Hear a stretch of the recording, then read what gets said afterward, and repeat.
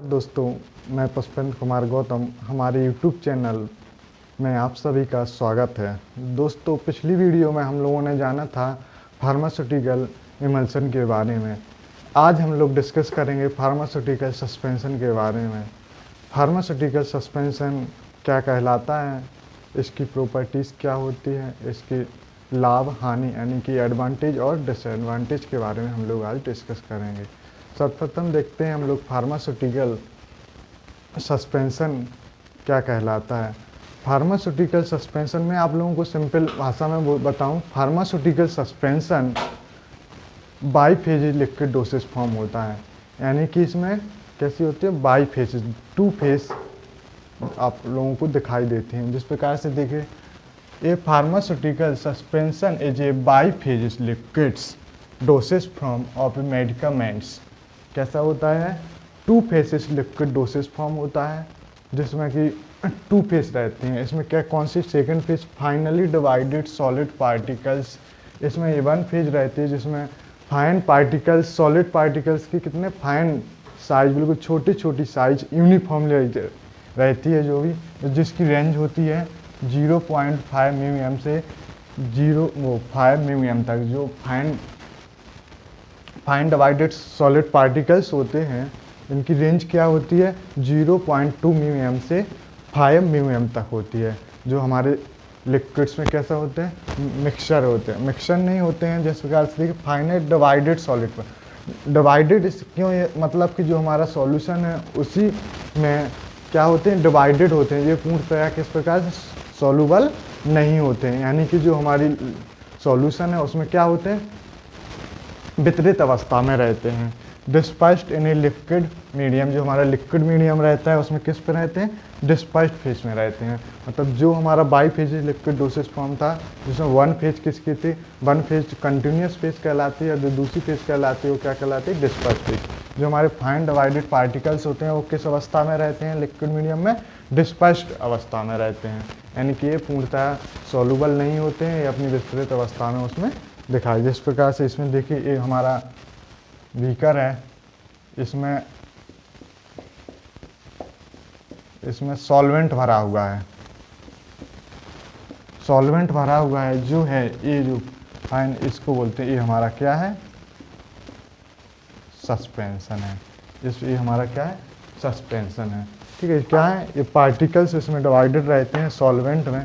ठीक है, सॉल्वेंट हमारा जैसे वाटर है, उसमें जो सॉल्यूबल हो जाता है, जैसे हमारे इमल्सिफाइंग एजेंट्स वगैरह हम लोग सॉल्यूबल करते हैं जब हमारा जाके सॉल्वेंट प्रिपेयर होता है। इसके बाद solid particles act as dispersed phase. जो सॉलिड पार्टिकल्स होते हैं उसको हम क्या कहते हैं, डिस्पर्स्ड फेज कहते हैं। और इसी में liquid vehicles act as continuous phase. जो लिक्विड वेहिकल्स वाली फेज होती है उसको क्या कहते हैं, कंटिन्यूअस फेज।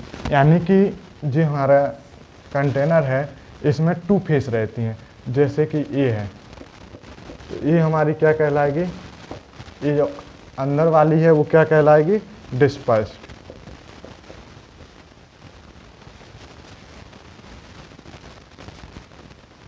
Dispersed phase. और ये जो कहलाएगी, ये क्या कहलाएगी, कंटिन्यूअस फेज। इस प्रकार से होती है, कहलाती। ऊपर वाली कौन सी फेज कहलाती है, वो कंटिन्यूअस फेज कहलाती। और जो नीचे जो अंदर रहते ये वाली जो कहलाती है, क्या कहलाती है, डिस्पर्स्ड फेज कहलाते हैं। इसके बाद देखते हैं suspension are meant for. Suspension को हम लोग किस किस प्रकार से यूज कर सकते हैं। सस्पेंशन को हम लोग ओरली यूज करते हैं। ओरली मीन्स क्या होता है, मुख के द्वारा। जैसे आके आप लोगों ने देखा होगा सस्पेंशन जो जिस प्रकार से सिरप वाली कंटेनर होते हैं ना, उसी प्रकार से उसी में जो ओरली हम लोग यूज करते हैं उसी में इस पैकिंग होके आता है। इसको हम लोग पेरेंट्रल यूज भी करते हैं। पेरेंट्रल मीन्स क्या होता है, इंजेक्शन के थ्रू, जैसे इंट्रावीनस या आईवी, इसको हम लोग यूज करते हैं। ठीक है, जो हम लोग सस्पेंशन पेरेंट्रली यूज करते हैं वो कैसा होता है, हमारा वाटर में सारे पार्टिकल्स कितने होते हैं, बिल्कुल छोटी छोटी मात्रा, जिससे हमारी जो इंजेक्शन की सुई है उससे आसानी से निकल सकें। इसको हम लोग एक्सटर्नली यूज करते हैं। इसको हम लोग कैसे कहते हैं, एक्सटर्नली भी इसको हम लोग यूज करते हैं, यानी कि बाहरी रूम में इसको हम लोग यूज करते हैं। इसके बाद देखते हैं suspension facilitate administration of the insoluble unpleasant substance in the form. जो हमारा सस्पेंशन कैसा होता है एडमिनिस्ट्रेशन, अगर हम लोगों को इसका टेस्ट कैसा रहता है अनप्लीजेंट्स, मतलब कि इसका टेस्ट किस प्रकार से होता है, टेस्ट कड़वा होता है, तो हम लोग क्या कर सकते हैं, which is the pleasant in the taste, इसका टेस्ट को हम लोग बदल सकते हैं, यानी कि हम लोग स्वीटनेस मिला करके या इसको अट्रैक्टिवनेस करने के लिए हम लोग इसमें क्या कर सकते हैं, इसको चेंज कर सकते हैं। It is the also suitable for the dermatological materials, ये जो हम लोग एक्सटर्नली यूज करते हैं, मतलब स्किन पर यूज करते हैं, इसका ये हमारे लिए कैसा होता है, बहुत ही सुटेबल फॉर्म या डोसेज फॉर्म होता है। देखते हैं हम इसकी qualities of a good suspension, इसकी क्वालिटीज़ के बारे में डिस्कस करते हैं। इसकी किस ओरल सस्पेंशन है, इसकी क्वालिटी हमारी किस प्रकार की होनी चाहिए। तो इसके सर्वप्रथम देखते हैं पहले, it should be stable slowly and, मतलब कि जो हमारा सस्पेंशन होता है इसमें जो फाइन पार्टिकल्स होते हैं इनको किस प्रकार से बिल्कुल स्लोली धीमे धीमे तरह से क्या होना चाहिए, नीचे स्थिर होना चाहिए, यानी कि बैठना चाहिए। और साथ में रीडिस्पाइस्ड जेंटली शेकिंग, थोड़ा सा भी शेक करने पर, मतलब थोड़ा सा भी हिलाने पर इनको क्या हो जाना चाहिए, वितरित अवस्था में हो जाना, यानी डिस्पाइस्ड अपनी जाकित अवस्था में एजेटिस हो जाना चाहिए। इसके बाद देखते हैं the suspension should pour readily and evenly, जो हमारा सस्पेंशन होता है जिस कंटेनर में रखा है तो उसको निकालने में हमारे लिए क्या होनी चाहिए, आसानी होनी चाहिए। इस प्रकार इस मतलब जो भी जिस कंटेनर में हम लोगों ने रखा है अगर उसका कैप छोटा है मतलब कि, तो उसको निकालने में हम लोगों को किस प्रकार की आसानी होनी चाहिए। इट शुड बी केमिकली इनर्ट्स, एक क्या होना चाहिए, केमिकली इनर्ट्स होना चाहिए। इसके बाद देखते हैं dispersed particles should be of uniform size, जो हमारी डिस्पाइट फेस थी उसमें जो हम लोगों के सॉलिड पार्टिकल्स थे जो, तो उनकी साइज कैसी होनी चाहिए, यूनिफॉर्म साइज होना चाहिए, मतलब कि बिल्कुल छोटी साइज होना चाहिए और एक समान साइज होना चाहिए। यूनिफॉर्म मतलब कि एक समान, मतलब किसी का छोटा बड़ा साइज नहीं होना चाहिए। इसके बाद देखते हैं suspended particles should not be form A cake, जो हमारे सस्पेंडेड पार्टिकल्स हैं यानी जो फाइन पार्टिकल्स सॉलिड पार्टिकल्स थे सस्पेंडेड थे, उनको क्या होना चाहिए, नीचे अवस्था में बैठ के किसका केक, यानी कि जमना नहीं चाहिए, केक का निर्माण नहीं करना चाहिए, यानी कि उसको जमना नहीं चाहिए। अगर जम जाएगा तो क्या हो जाएगा, हमारा सस्पेंशन खराब हो जाएगा। ठीक है, इसके बाद देखते हैं हमारा the suspension should be chemically and physically stable, जो हमारा सस्पेंशन होता है उसको किस प्रकार से होना चाहिए, केमिकली एंड फिजिकली किस प्रकार क्या होना चाहिए, स्टेबल होना चाहिए। इसके बाद देखते हैं हम लोग इसके एडवांटेज, जो सस्पेंशन है उससे हमें हमारे कौन कौन से एडवांटेज हैं इसके बारे में डिस्कस करते हैं। Suspension improve chemical stability of certain drugs, जो सस्पेंशन होता है कैसे करता है, केमिकल स्टेबिलिटी को क्या करता है, इम्प्रूव करता है। जैसे कि हमारी ये ड्रग है, एग्जाम्पल में प्रोकैन पेनिसिलिन जी है, इस जो ड्रग्स है जी हमारी, इसको क्या करता है, इसकी केमिकल स्टेबिलिटी को क्या करता है, इम्प्रूव करता है।